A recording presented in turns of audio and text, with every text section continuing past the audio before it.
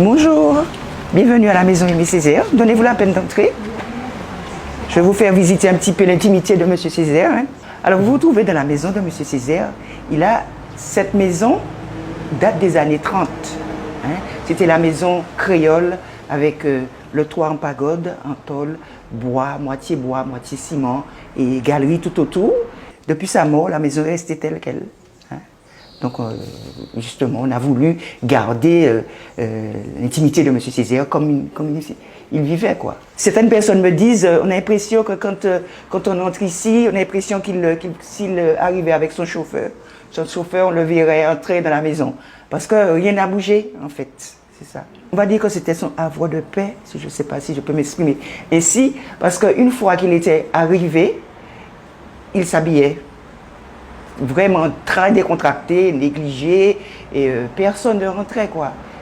D'ailleurs, moi, avec les années que j'ai passées avec lui, je peux compter sur la main le nombre de personnes qu'il a reçues ici, à part ses amis très proches politiques, et c'est tout. Ah, bien entendu, il y avait ses enfants, ses petits-enfants, ses nièces, ses neveux, ils venaient quand ils voulaient.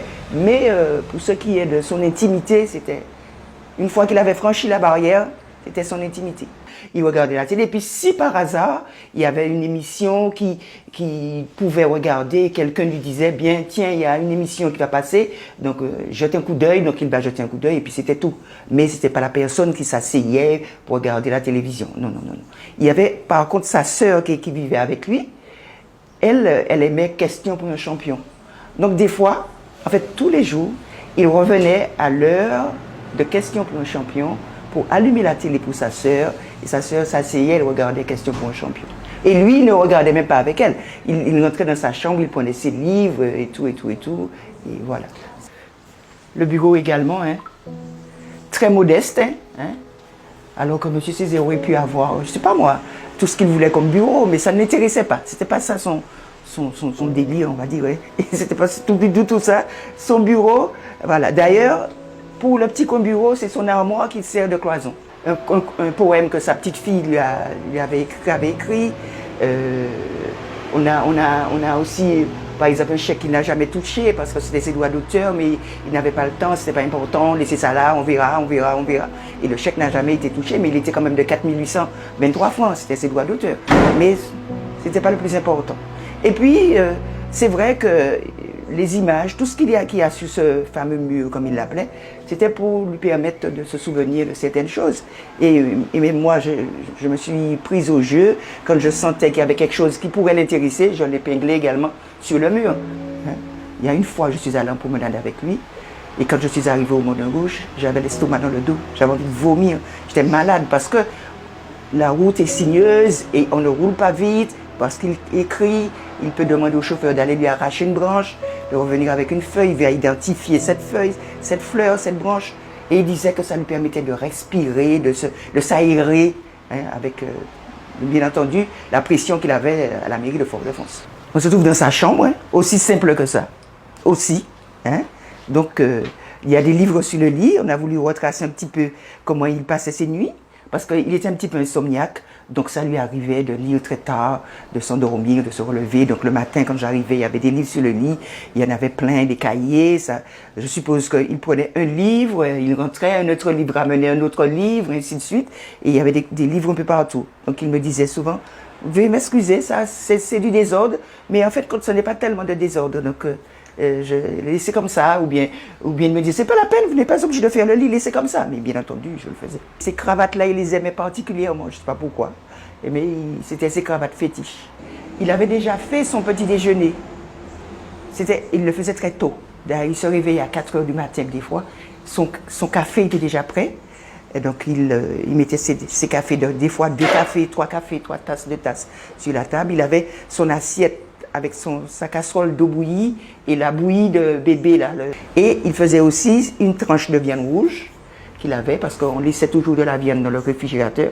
Donc le matin, il réchauffait une tranche de viande rouge avec il mettait du chili sauce dessus, et c'est ce qu'il mangeait au petit déjeuner. Il prenait sa dernière tasse de café et il s'en allait jusqu'à 1 h à la mairie. Il revenait à 1 h, il mangeait encore, des fois encore de la viande rouge.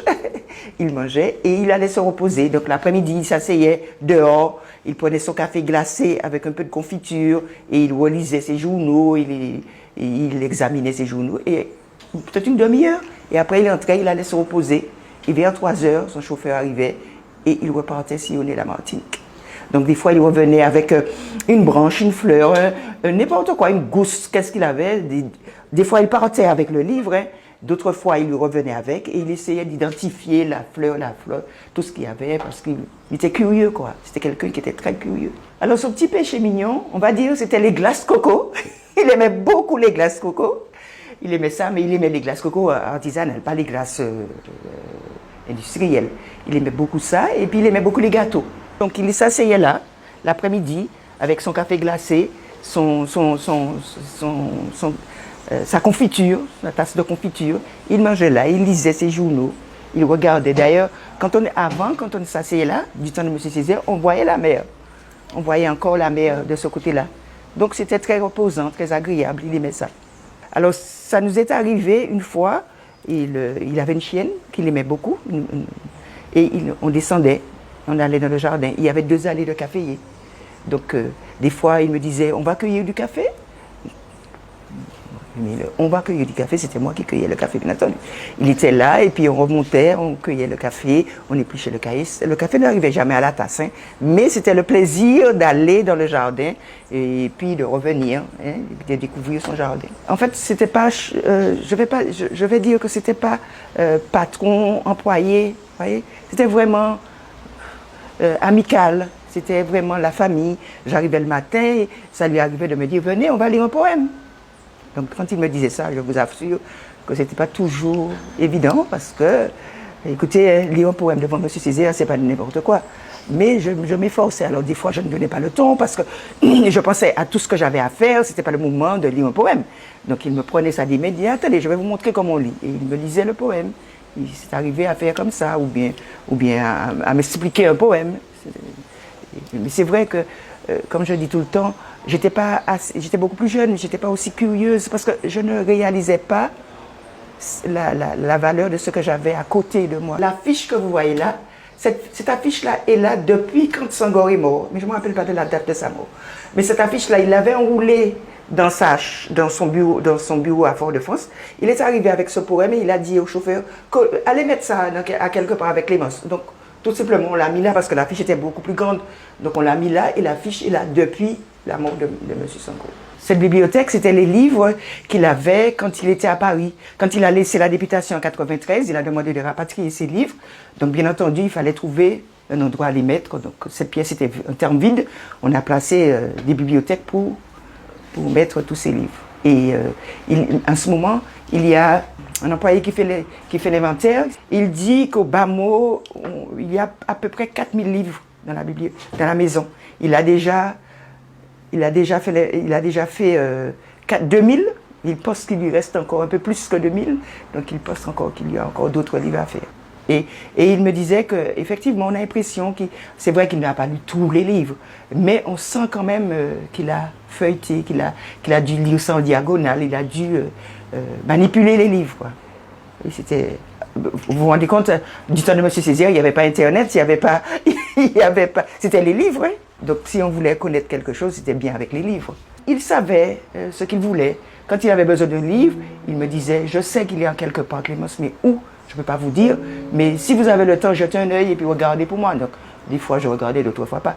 Et puis, il venait comme ça et puis il prenait un livre au hasard.